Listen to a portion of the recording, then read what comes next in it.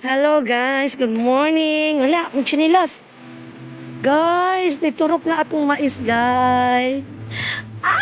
Nanay mais, yung purple na mais yan. Yan guys. Wala, dili, wala pa masyado. Pero at least guys, niturok yun siya guys. Violet, ay. Andoon din oh, andoon. Yan. Masaman. Ay, wala. Di, ano na sa inyo, bay? Mabaw lang pagkaano. Mabaw lang pagkatanim.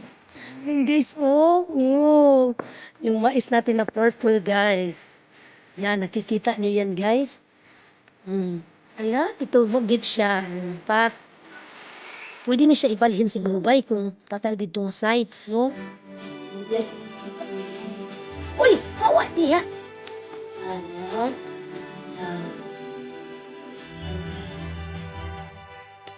Dili na jalan, dili. Pag hindi siya na violet siya nga mais, guys. Kita niyo yung siya, guys.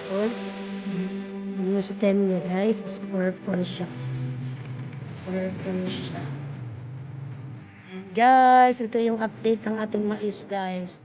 So, this is, from the day na tinanong namin ito, guys, parang 3 days yata ngayon. 3 days or 4 days. Yan siya. Hanapin kasi umuulan guys. Ulan siya. Bukan.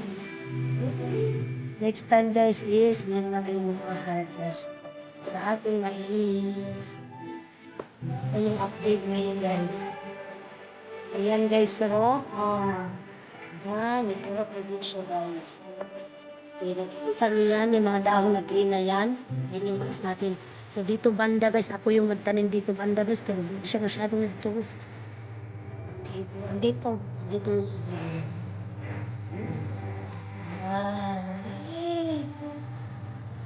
Next, guys, few months is meron na ma-harvest mo. Purple na mais. Nakakuha guys natin sila. Yan, dito banda guys. Siguro meron pa dito guys kasi ano siya tayo. Dito, yan.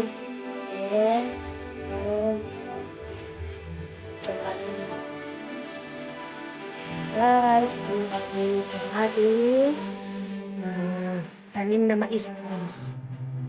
Okay, thank you for watching. See ya!